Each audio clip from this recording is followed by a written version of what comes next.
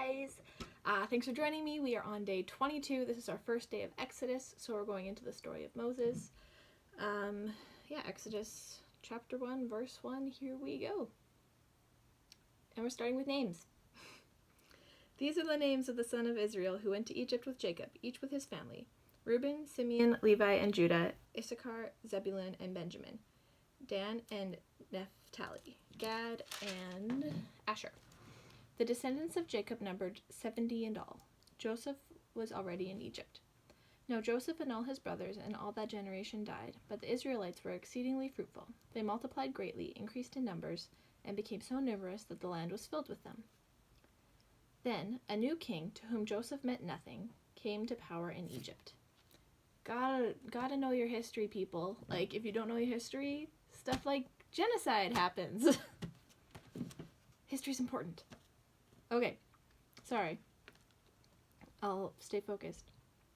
Look, he said to his people, the Israelites have become far too numerous for us. Come, we must deal shrewdly with them, or they will become even more numerous, and if war breaks out, we'll join our enemies, fight against us, and leave the country. I'd like some more context to that. Like, did he have any, proof of that? Like, were the Israelites hostile towards the Egyptians? Like, that doesn't really make sense. Like, Egypt welcomed them in during a time of famine. Like, doesn't seem like an enemy. Like, it doesn't seem like they're enemies. Oh well. Sorry, I'm not focusing. So they put slave masters over them to oppress them with forced labor, and they built Pithom and Ramses as store cities for Pharaoh. But the more they were oppressed, the more they multiplied and spread. So the Egyptians came to dread the Israelites and worked them ruthlessly. They made their lives bitter with harsh labor in brick and mortar and with all kinds of work in the fields. In all their harsh labor, the Egyptians worked them ruthlessly. The king of Egypt said to the Hebrew midwives, whose names were Shiphrah and Puah, when you are helping the Hebrew woman during childbirth on the delivery stool, if you see that the baby is a boy, kill him, but if it's a girl, let her live. The midwives, however, feared God and did not do what the king of Egypt had told them to do. They let the boys live. Then the king of Egypt summoned the midwives and asked them, "Why have you done this? Why have you let the boys live?" The midwives answered Pharaoh, "Hebrew women are not like Egyptian women. They are vigorous and give birth before the midwives arrive." I mean, you gotta do what you gotta do to survive, and that's such a dumb excuse. Our women are tougher than you are, and they just give birth before we get there. Okay.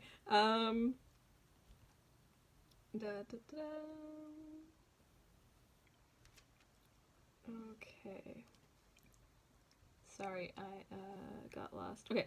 So God was kind to the midwives, and the people increased and became even more numerous. And because the midwives feared God, he gave them families of their own. Oh, that's nice. Then Pharaoh gave his order to all his people. Every Hebrew boy that is born you must throw into the Nile, but let every girl live. Now a man of the tribe of Levi married a Levite woman, and she became pregnant and gave birth to a son. Uh-oh. When she saw that he was a fine child, she hid him for 3 months. That's a long time to hide, a newborn child who's, probably screaming and crying all the time. But when she could hide him no longer, she got a papyrus basket for him and coated it with tar and pitch. She then placed the child in it and put it in among the reeds along the bank of the Nile.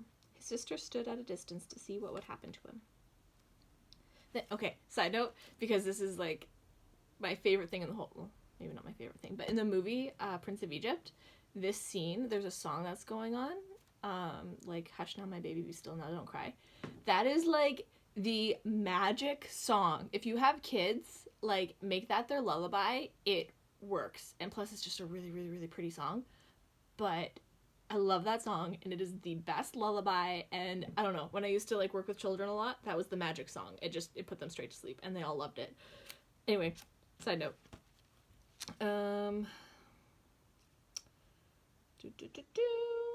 Then Pharaoh's daughter went down to the Nile to bathe, and her attendants were walking along the riverbank.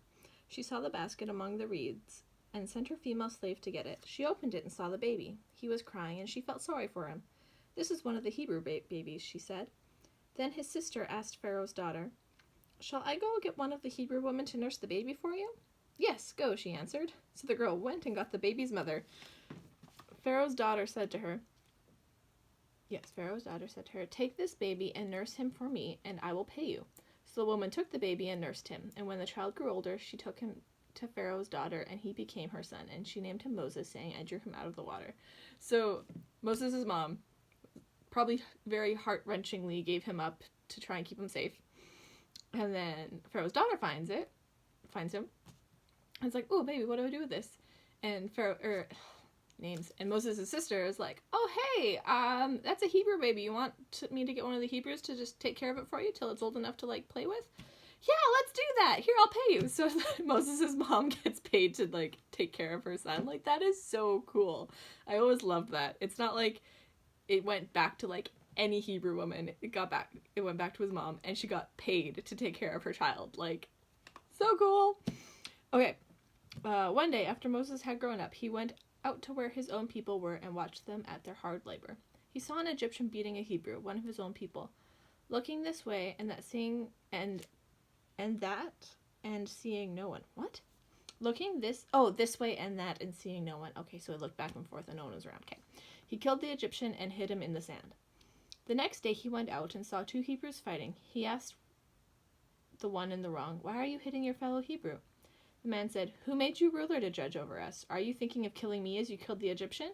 Then Moses was afraid and thought, What I did must have become known. When Pharaoh heard of this, he tried to kill Moses. But Moses fled from Pharaoh and went to live in Midian, where he sat down by a well. Again, I really like the Prince of Egypt's interpretation of this. Obviously, it's not the same as the Bible, and the killing was an accidental killing because it's a children's movie, and I don't think they could have put, like, cold-blooded murder in there. But Prince of Egypt's one of my favorite movies. Like, it's so good. So sorry if I reference it too much. Also, the well scene is hilarious. Okay, I'll stop.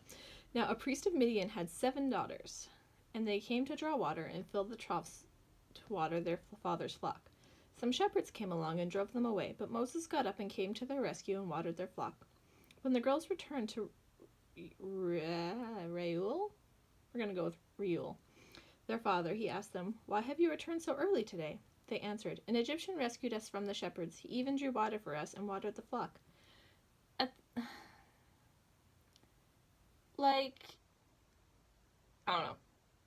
Sorry, I'm just thinking, like, how did they know he was Egyptian? Because of the way he was dressed? Because if it was the way he looked, they would probably be able to tell he was Hebrew because they could... I don't know. Okay. Egyptian rescued us from the shepherds. He even drew water for us and watered the flock. And where is he? Reuel asked his daughters. Why did you leave him? Invite him to have something to eat. Moses agreed to stay with the man who gave his daughter Zipporah to Moses in marriage. Zipporah gave birth to a son, and Moses named him Gershom, saying, I have become a foreigner in a foreign land. During that long period, the king of Egypt died. The Israelites groaned in their slavery and cried out, and their cry for help because of their slavery went up to God. God heard their groaning, and he remembered his covenant with Abraham, with Isaac, with Jacob. So God looked on the Israelites and was concerned about them. Now Moses was tending the flock of Jethro, his father-in-law. Jethro, I thought?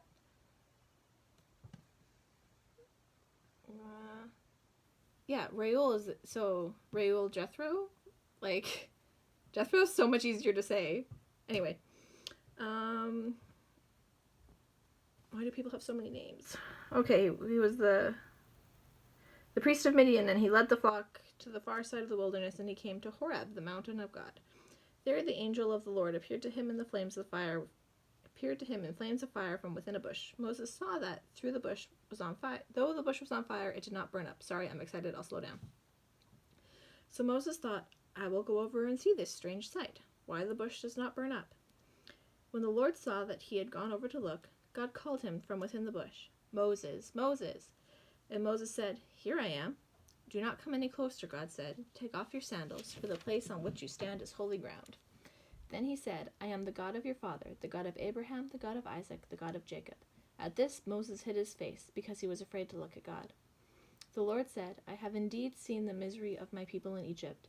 I have heard them crying out because of their slave drivers, and I am concerned about their suffering. So I have come down to rescue them from the hand of the Egyptians and to bring them up out of the land into a good and spacious land, a land flowing with milk and honey, the home of the Canaanites, Hittites, Amorites, Perizzites, Hivites, and Jebusites. And now the cry of the Israelites has reached me, and I have seen the way the Egyptians are oppressing them. So now, go. I am sending you to Pharaoh to bring my people, the Israelites, out of Egypt. But Moses said to God, Who am I that I should go to Pharaoh and bring the Israelites out of Egypt? And God said, I will be with you, and this will be the sign to you. This will be the sign to you that it is I who have sent you. When you have brought the people out of Egypt, you will worship God on this mountain. Moses said to God, Suppose I go to the Israelites and say to them, The God of your fathers has sent me to you, and they ask me, What is his name? Then what shall I tell them? God said to Moses, I am who I am. This is what you are to say to the Israelites. I am has sent me to you. God also said to Moses, Say to the Israelites, The Lord, the God of your fathers, the God of Abraham, the God of Isaac, the God of Jacob, has sent me to you. This is my name forever, the name you shall call me from generation to generation. Which is true, we still call him the God of Abraham, Isaac, and Jacob. And we still call him the Great I Am. That song is awesome. Anyway, go assemble the elders of Israel and say to them, The Lord, the God of your fathers, the God of Abraham, Isaac, and Jacob, appeared to me and said, I have watched over you and have seen what has been done to you in Egypt. And I have promised to bring you up out of your misery in Egypt to the land of the Canaanites, Hittites, Amorites, Perizzites, Hivites, and Jebusites, a land flowing with milk and honey. The elders of Israel will listen to you. Then you and the elders are to go to the king of Egypt and say to him, The Lord, the God of the Hebrews, has met with us. Let us take a 3-day journey into the wilderness to offer sacrifices to the Lord our God. But I know that the king of Egypt will not let you go unless a mighty hand compels him. So I will stretch out my hand and strike the Egyptians with all the wonders that I will perform among them. After that, he will not let you go. After that, he will let you go. Sorry, I was thinking ahead. Too much. And I will make the Egyptians favorably disposed towards this people, so that when you leave, you will not go empty-handed. Every woman is to ask her neighbor and any woman living in her house for articles of silver and gold and for clothing, which you will put on your sons and daughters, and so you will plunder the Egyptians. Moses answered, What if they do not believe me or listen to me and say, The Lord did not appear to you? Then the Lord said to him, What is that in your hand? A staff, he replied. The Lord said, Throw it on the ground. Moses threw it on the ground and it became a snake, and he ran from it. The Lord... I wonder if there's going to be, not television in heaven, but, I wonder if we can, look down, there'd be, these screens where we can, see historical events, because I want to see that. God's like, yeah, just put the stick on the ground. Poof, snake. Ah! I don't know. I hope we can do that. That'd be so cool if we could, look into history and see these moments. Okay, he ran from the snake. Then the Lord said to him, Reach out your hand and take it by the tail. So Moses reached out and took hold of the snake and turned it back into a staff. And it turned back into a staff in his hand. This, said the Lord, is so that they may believe that the Lord, the God of their fathers, the God of Abraham, the God of Isaac, and the God of Jacob, has appeared to you. Then the Lord said, Put your hand inside your cloak. So Moses put his hand inside his cloak, and when he took it out, the skin was leprous. It had become white as snow. Now put it back into your cloak, he said. So Moses put his hand back into his cloak, and when he took it out, it was restored like the rest of his flesh. Then the Lord said, If they do not believe you or pay attention to the first sign, they may believe the second. But if they do not believe these 2 signs or listen to you, take some water from the Nile and pour it on the dry ground. The water you take from the river will become blood on the ground. Moses said to the Lord, Pardon your servant, Lord. I have never been eloquent, neither in the past nor since you have spoken to your servant. I am slow of speech and tongue. The Lord said to him, Who gave human beings their mouths? Who makes them deaf or mute? Who gives them sight or makes them blind? Is it not I, the Lord? Now go, I will help you speak and teach you what you must say. But Moses is now arguing with God. Never a good idea. Although in this case it works out, I guess. But Moses said, but only temporarily, because Aaron continues to be his speaker, and then Aaron does stuff you shouldn't do. But anyway, I'm getting ahead of myself. Moses said, "Pardon your servant, Lord. Please send someone else." Then the Lord's anger burned against Moses, and he said, "What about your brother Aaron the Levite? I know he can speak well. He is already on his way to meet you, and he will be glad to see you. You shall speak to him and put words in his mouth. I will help both of you speak and will teach you what to do. He will speak to the people for you, and it will be as if he were your mouth, and as if you were God to him. But take this staff in your hand so that you can perform the signs with it." Then Moses went back to Jethro, his father-in-law, and said to him, "Let me return to my own people in Egypt to see if any of them are still alive." Jethro said, "Go, and I wish you well." Now the Lord had said to Moses in Midian, "Go back to Egypt, for all those who wanted to kill you are dead." So Moses took his wife and sons and put them on a donkey and started back to Egypt, as he took the staff of God in his hand.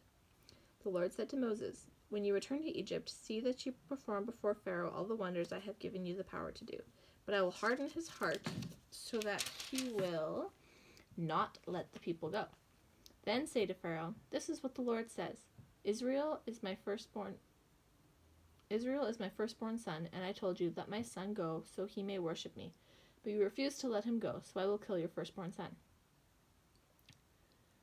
At a lodging place on the way, the Lord met Moses and was about to kill him. But Zipporah took a flint knife, cut off her son's foreskin, and touched Moses' feet with it. "Surely you are a bridegroom of blood to me," she said. So the Lord let him alone. At the time, she said, "by bridegroom of blood," referring to circumcision. That is a verse that has always been, for me, kind of like a, what? Why? What just happened? So if there are any theologians in the audience, please tell me what is going on, because that has always been a verse that I'm just like, what is going on? Anyway, the Lord said to Aaron, "Go into the wilderness to meet Moses." So he met Moses at the mountain of God and kissed him. Then Moses told Aaron everything the Lord had sent him to say, and also about all the signs he had commanded him to perform. Moses and Aaron brought together all the elders of the Israelites, and Aaron told them everything the Lord had said to Moses. He also performed the signs before the people, and they believed. And when they heard that the Lord was concerned about them and had seen their misery, they bowed down and worshipped. That must have been, like, a really nice, like, can you just imagine, like, you're in such oppression, and this, like, prophet guy comes, and he's, like, showing signs and wonders, and it's like, no, God has heard you, he's good, like, he's coming, he's gonna help you out. Like, that, I can only imagine how, like, amazing that must have felt. Like, yes, our prayers are answered, but they're answered in a way that you're not gonna like, but whatever. These were the heads of their families. More names. The sons of Reuben, the firstborn son of Israel, were Hanok, Palu, Hezron, and Carmi. These were the clans of Reuben. The sons of Simeon were Jemuel, Jamin, Ohad, Jachin, Zohar, and Shaul, the son of a Canaanite woman. These were the clans of Simeon. These were the names of the sons of Levi according to their records: Gershon, Kohath, and Merari. Levi lived 137 years. The sons of Gershon by clans were Libni and Shemai. The sons of Kohath were Amram, Izhar, Hebron, and Uziel. Kohath lived 133 years. The sons of Merari were Malachi and Mushai. These were the clans of Levi according to their records. Amram married his father's sister Jochebed, who bore him to Aaron and Moses. Amram lived 137 years. The sons of Izhar were Korah, Nepheg, and Zikri. The sons of Uziel were Mishael, Elzaphan, and Sithri. Aaron married Elisheba, daughter of Aminadab, and sister of Nashon. She bore him Nadab and Nibu, Eleazar, and Ithamar. The sons of Korah were Issar, Elkanah, and Elkanah. I like that name. And Abasaph. These were the Korahite clans. Eleazar, son of Aaron, married one of the daughters of Bethuel, and she bore him Phinehas. These were the heads of the Levite families, clan by clan. It was Aaron and Moses to whom the Lord said, "Bring the Israelites out of Egypt by their divisions." They were the ones who spoke to Pharaoh, king of Egypt, about bringing the Israelites out of Egypt. This same Moses and Aaron. And that was day 22. Did I? No, okay, yeah, that was day 22. We're good. We're done. Sorry, I rambled a bit, but this is one of my favorite Bible stories. I really like the story of Moses. It's fun. Anyway, that was day 22. I will see you tomorrow for day 23. This is fun. Okay, see you later. Bye.